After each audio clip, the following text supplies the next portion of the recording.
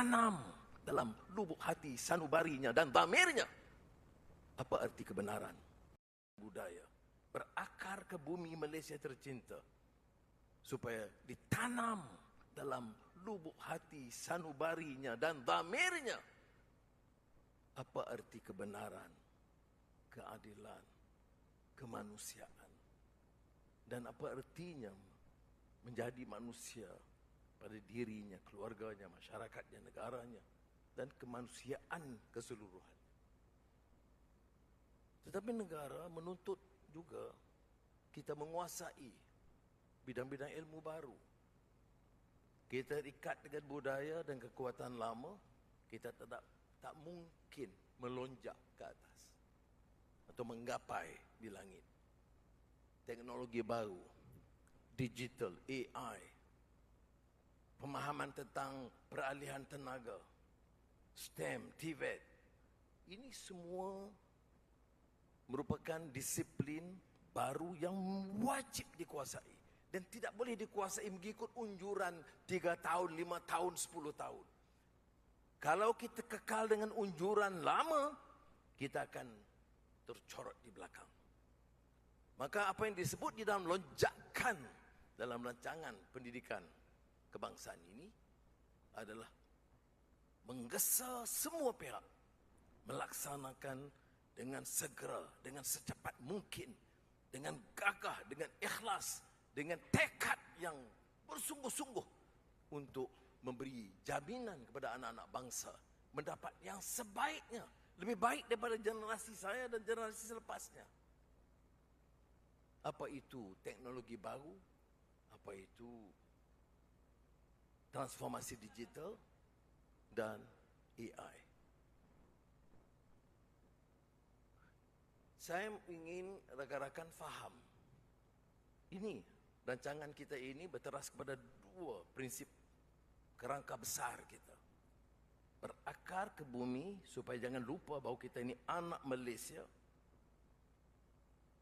dengan nilai dan budaya dan akhlak dan kemanusiaan, kekuatan asasnya dan kerencaman kaum dan budaya. Dan di samping itu menggapai, melonjak, menguasai apa yang disebut sebagai teknologi baru, disiplin-disiplin yang terkait dengan digital, AI, dan tenaga baru, tenaga hijau, dan lain-lain.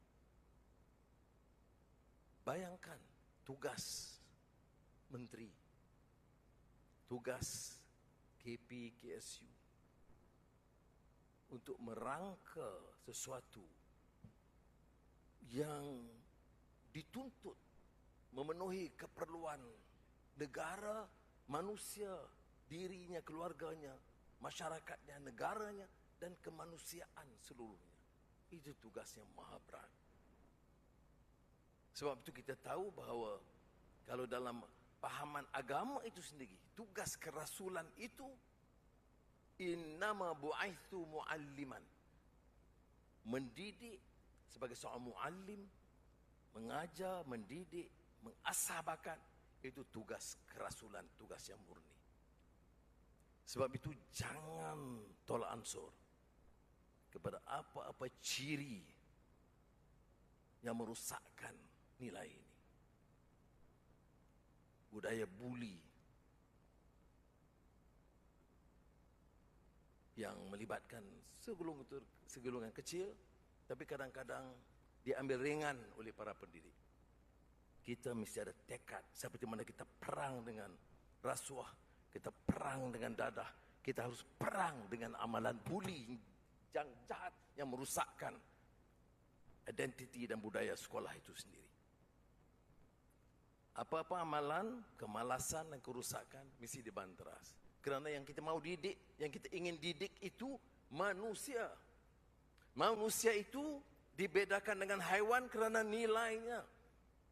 Dia boleh jadi dan diangkat sebagai manusia yang terbaik. Laqad khalaqnal insana fi ahsani taqwim.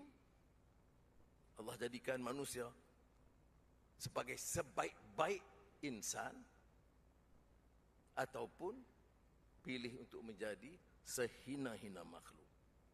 Thumma radadnahu asfala safilin. Jadi bagi saya kemanusiaan itu, nilai itu sangat penting dalam sistem pendidikan.